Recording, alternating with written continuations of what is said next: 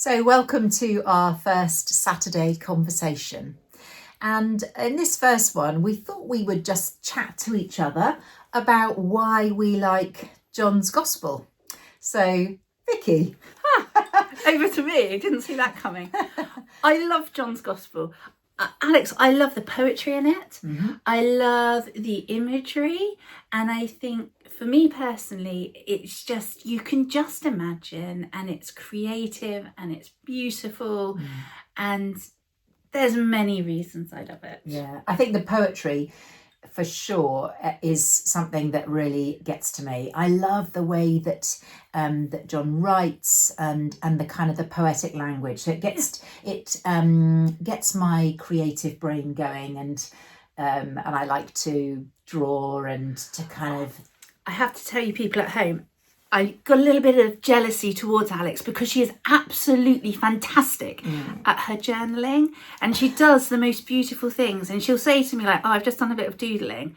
But Alex, can you share just something that you've done? You know, so this is why I love John's Gospel, you see, because I can read something in John, and because it's, you know, it speaks to my kind of like my I don't know, my ideas that go on in my brain, you know. I like to actually just illustrate it. So this is what my journal looks like. This is me going through John's Gospel, and where's my sheep? There we are, look. So I draw a little view.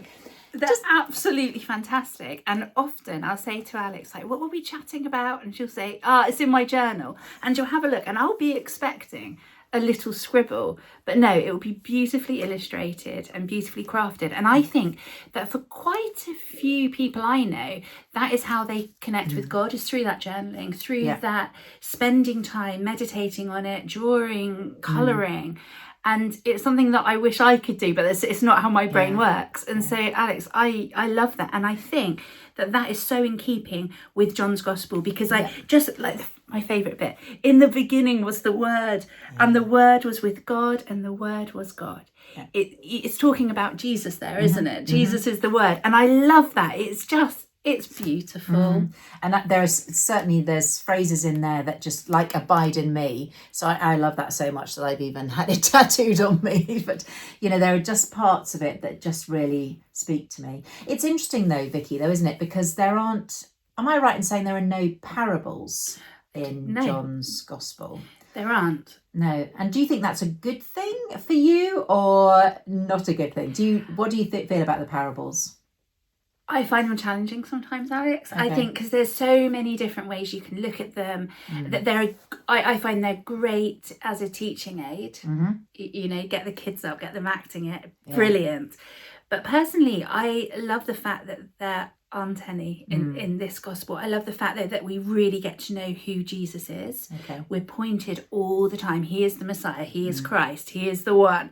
And it's a very simple message with all the poetry and everything. It's like, no, these are the signs, the miracles. This guy is who he says he is. Yes. So maybe it makes John's Gospel more accessible to people who are maybe not used to reading the Bible. Do you think?